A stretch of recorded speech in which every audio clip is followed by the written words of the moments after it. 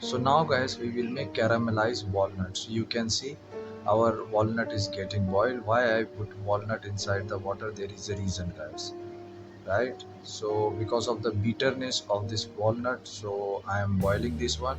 And beside also I just putting sugar syrup, 200-gram water and 100-gram sugar. So this sugar syrup also getting melt, that sugar which is inside the water.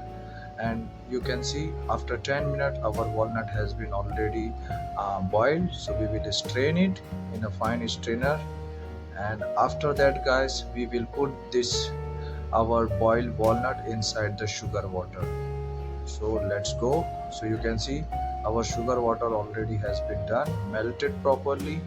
So we will put this our boiled walnut inside the sugar water, right? And we will shake it little bit.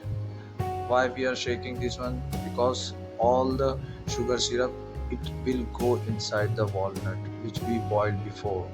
And this one already done. After 2 minutes we will remove it from the flame.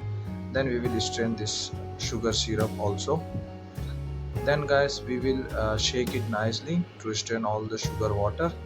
Then after that guys we will go for we will go for fry this all walnut. So our oil already has been warm properly, so we will put inside.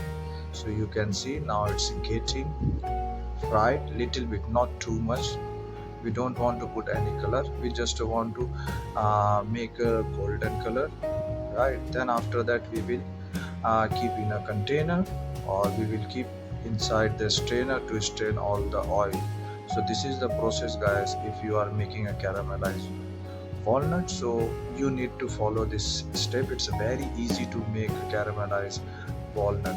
Just you need to first boil walnut, then after 10 minutes you need to strain, then after that you need to put inside the sugar syrup and fry.